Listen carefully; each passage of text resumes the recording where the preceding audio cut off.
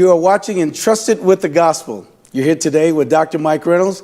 I'm the Associate Dean and the Executive Director of Trinity International University's South Chicago Regional Center, located at 14240 on Dante Avenue in Dalton, Illinois. And today we want to talk about a subject of great importance to a lot of people today, because most of us either have or are engaged with young people. And so let us think about what we need to do and even what might be the Christian response for us to the issues of juveniles. So today's subject matter is the youth in the justice system. We brought in an expert to discuss and to talk about this subject with us to make sure that you are informed and prepared to respond to what's going on in our society. Today we have with us Judge Michael Stuttley. Judge Michael Stuttley has a bachelor's degree in business administration from Northern Illinois University. He has an advanced certificate from the University of Illinois in Champaign. He also has a Juris Doctorate from John Marshall Law School. He attended high school at Carver High School right here in Chicago, Illinois. We are glad to have him with his expertise to serve as a judge for the last 23 years before retiring, previous 23 years. During that time, 3 of those years was where he served as a supervising judge, but he served 16 of them supervising judges in a juvenile situation. So we're glad to have him with us. Would you welcome with me to the show, Judge Michael Stuttley? Thank you. Thank you very much, Dr. Reynolds. Judge Stuttley, this is a subject matter that we come encounter with somewhere throughout our life when we have a nephew, a niece, a child that engages the system, a church member. However, it's one of those systems that we're not always deeply aware of. So the criminal justice system is kind of comprehensive and somewhat convoluting, isn't it? It is in some ways, and when you're speaking about juvenile justice, it's a little different. Even though it has not manifested itself in Illinois per se, we should deal with juveniles in a different manner than we deal with criminals. When I say criminals, I'm talking about someone who is a majority over the age of 17. That's a lot of things that we need to know about. One, what is our response? 2, how do we prepare our kids to engage in this world?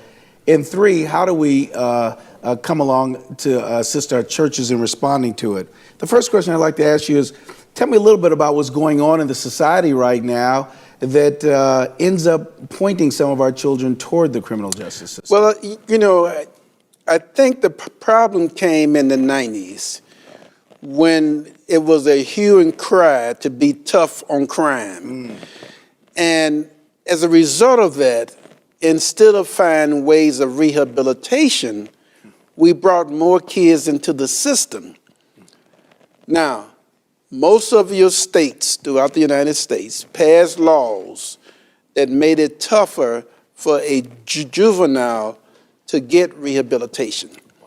And the sad part about it is that for the last 10 years, we can clearly show where the number of juvenile crimes have decreased, but the incarceration of juveniles, especially of color, has increased. Wow. So that's partly a problem that we have. Under Illinois law, we're supposed to be dealing with what they call balanced and restorative justice.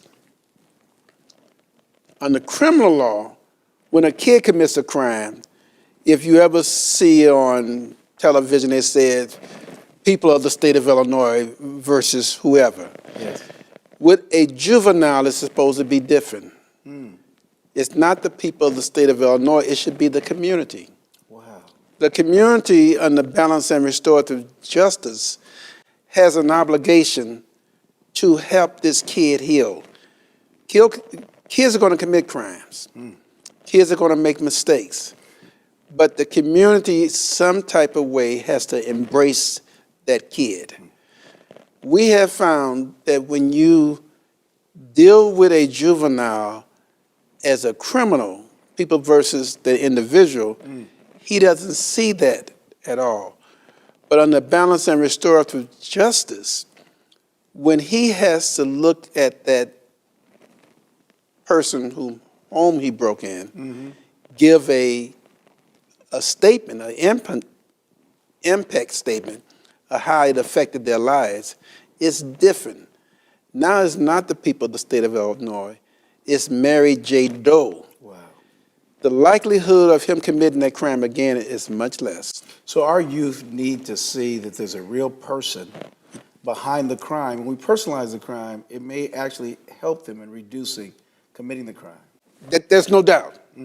There's no doubt. There was situations in my courtroom where a defendant or a victim came in with fire in their eyes.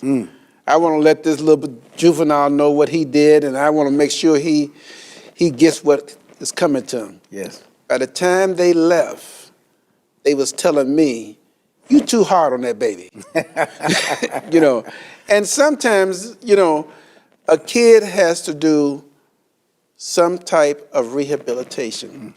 He has to repair the community that he has caused to suffer. So sometimes he would do community service at the victim's home. Wow. Wow. So the likelihood of him reoffending this victim is very nil. I hear you saying we can respond with a sense of help early. Yes. But if we do respond with a sense of being punitive early, we might create a long-term criminal, because a lot of people start in crime, that do start in crime young and they don't get corrected, become a lifelong career criminal. Most of our juveniles that are in the system is because they lack direction. And let me tell you why I say that. 86% of all juvenile crime happens between the hour of 2:45 and 6 o'clock. AM. No, PM. PM. Now, what's measured about that time? They're not being watched. They've come home from school and their parents are still at work. Absolutely. Wow. The schools have closed their doors, and the parents have not come home. So juvenile crime, unlike adult crime is premeditated. Juvenile crime is an opportunity. Wow. Just being in the wrong place at the wrong time. Well, being able to hear this allows us, it informs us that we should be stealing away opportunity from our kids. It's an important show.